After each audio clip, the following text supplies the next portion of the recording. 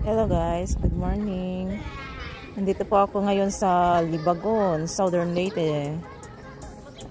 Ang ganda ng paligid guys, lalo na itong flower na to. Yan po guys.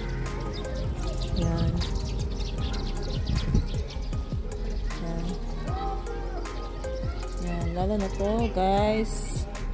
Kala mo nasa ibang bansa din pero meron din silang ganitong flowers like white, red,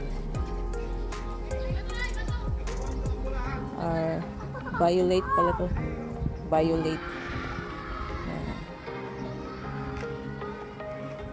Kakaibang ding klaseng flowers. Gusto ko nga tong ganitong flowers guys kasi very blooming siya. Blooming siya pag tag-araw. Ganyan ang kulay niya. Meron din itong yellow. Pero ito lang nakikita kong kulay.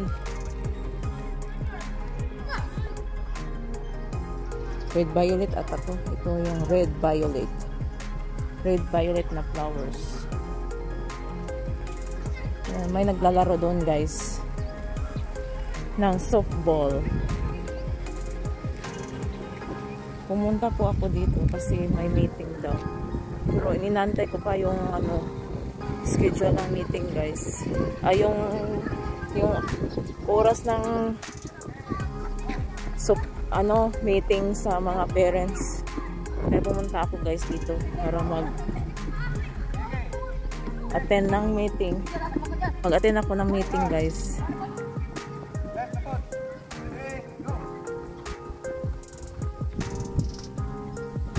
Ito yung simbahan ng Libagon. Yan.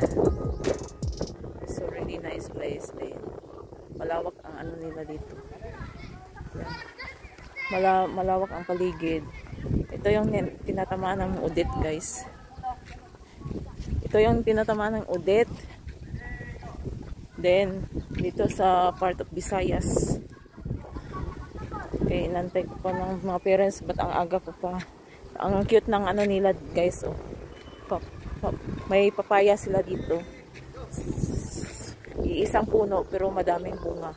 Tingnan mo. Madaming sanga. Apat na sanga siya guys. Itong papaya na to. Pero madaming bunga guys. Sobrang dami. Maganda. Yan. Maganda kasi ang lupa dito guys. Kaya yan, madami din siyang bunga.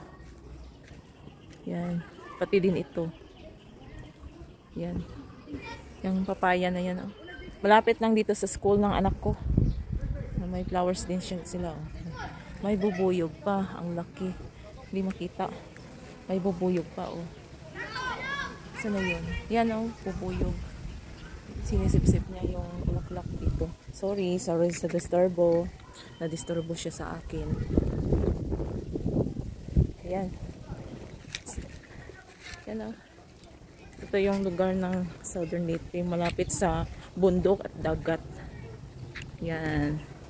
Yan ang bundok. Doon naman ng dagat. Yan, sinundo na ako ng partner. Wala, white out.